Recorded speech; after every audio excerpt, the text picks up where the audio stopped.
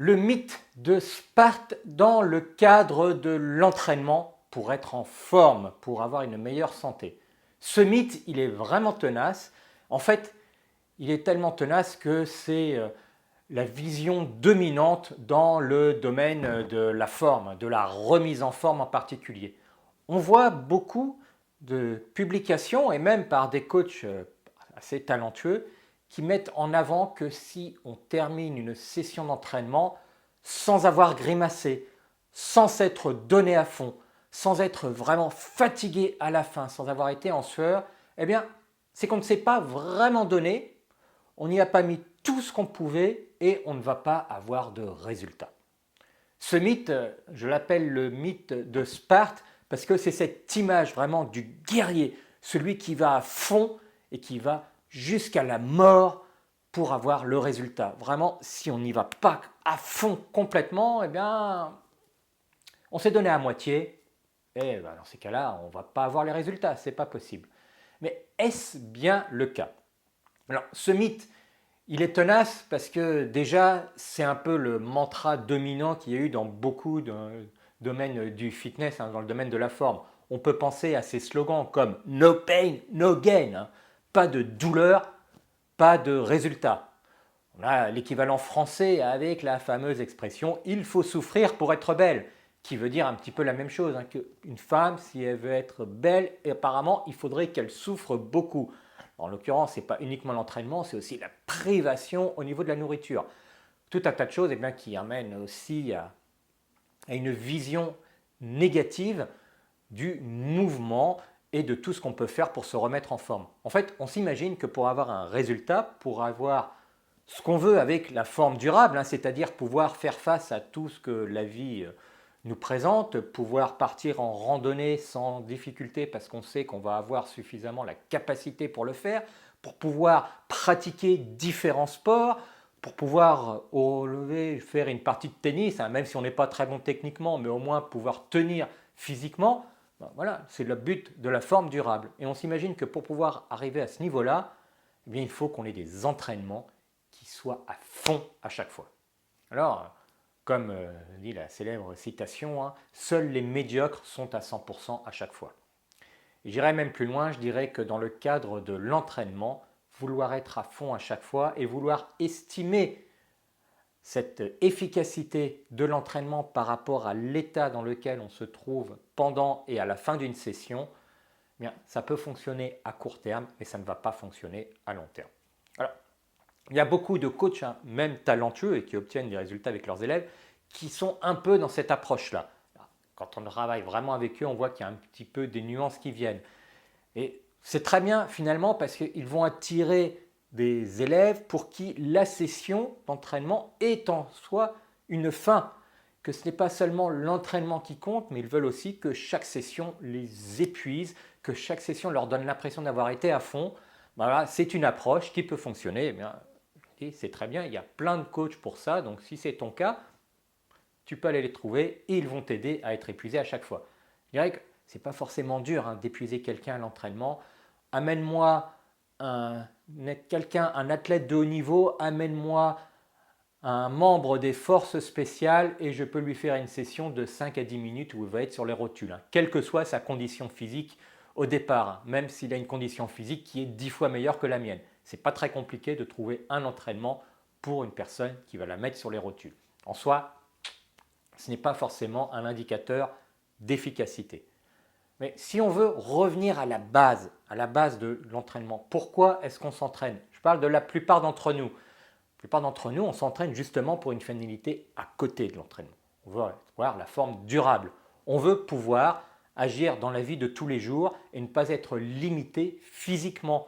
On veut être capable de prendre cette valise et de la mettre en haut dans le train, de la ranger sans se dire c'est trop lourd ou je ne vais pas y arriver. On veut pouvoir partir en randonnée sans se poser de questions, est-ce que ça va être trop dur pour moi avec le sac sur le dos?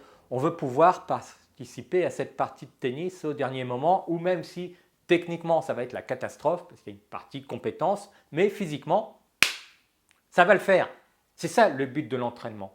Et il se trouve que pour cela, non seulement il n'est pas nécessaire de s'épuiser à chaque fois, mais j'irais même dire que c'est contre-productif. Alors, on pourrait penser d'ailleurs au développement de la force. Si je prends l'exemple du développement de la force, on ne la développe pas pendant la session. On la développe en récupération entre les sessions. Alors, si on s'épuise à chaque fois et qu'on est tout le temps à fond, ce qui va se passer, c'est que au début, vraiment quand on démarre, c'est la fameuse progression linéaire, on va sans doute réussir à avoir un peu plus à chaque fois. On va pouvoir être proche du maximum à chaque fois. C'est comme ça que certains programmes pour novices fonctionnent. Je pense à Starting Strength de Mark Rippetoe ou même dans une certaine mesure des programmes de Pavel dans la phase novice. On va ajouter du poids à chaque fois. En fait, on ne va pas être à fond, on va être plutôt dans les 80-85% de notre maximum et on va pouvoir ajouter du poids à chaque fois. C'est une période qui dure très peu de temps. Ensuite, quand on veut vraiment continuer à progresser en force, on va avoir des sessions, on va avoir une très forte intensité, on va être à peu près à fond, on va avoir des sessions moyennes, on va avoir des sessions même légères où on a l'impression de n'avoir rien fait pendant la session. Mais si on comprend les principes de l'adaptation, si on comprend la programmation, on verra que ces sessions sont extrêmement importantes pour nous permettre de progresser à terme. On ne sera pas à fond à chaque fois et je dirais même que la plupart des sessions, on ne va pas être grimaçant, on va être en mesure au contraire d'avoir un mouvement de qualité, contrôlé, où on n'a pas besoin de grimacer, on devrait même être capable de sourire pendant le mouvement si on fait tout ça correctement dans quasiment toutes les sessions, sauf peut-être celles où on va aller chercher très proche du max. Mais ça, c'est rare. Une fois qu'on a passé la phase de novice, c'est très rare. Dans l'endurance, c'est la même chose. Si on pousse tout le temps à fond, alors là, typiquement, en fait, on ne sera pas vraiment à fond parce qu'on ne sera pas dans l'intensité maximale pour une raison de durée. On sera un peu entre les deux. J'en parle dans la vidéo sur les filières énergétiques. On va être typiquement dans le glycolytique. Alors qu'un entraînement à long terme va vouloir aller plus vers du lactique et de l'aérobie.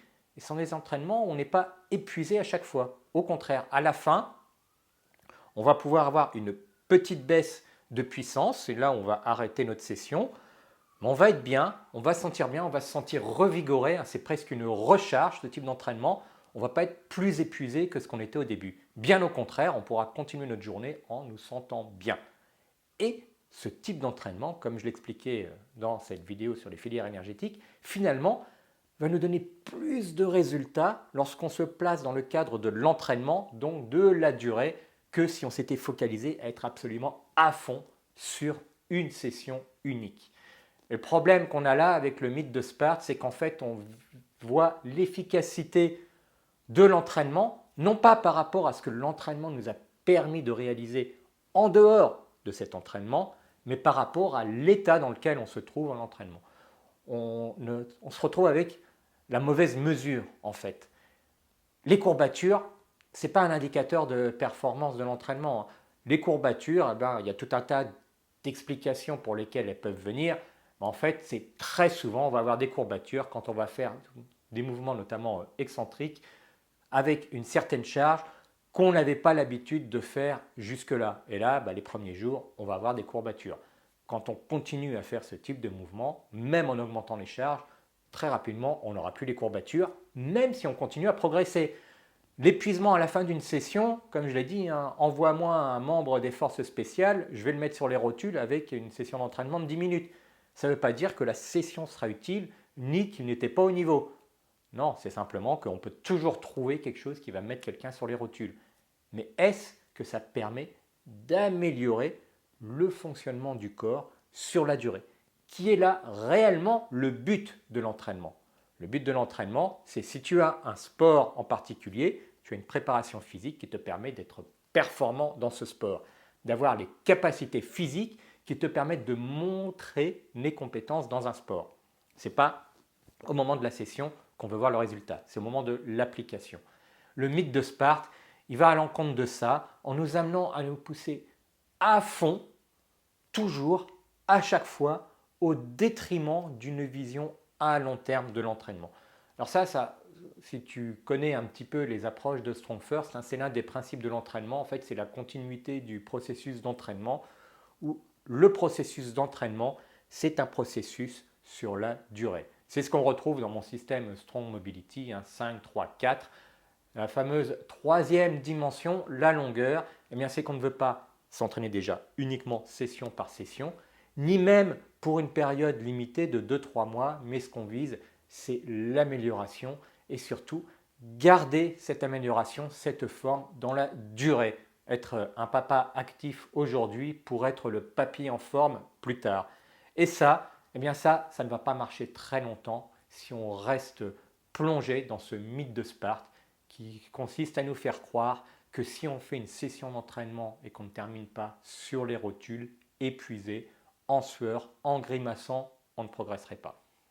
Non seulement ce n'est pas nécessairement vrai, mais en plus, dans bien des situations, ça va être contre-productif pour les résultats à long terme.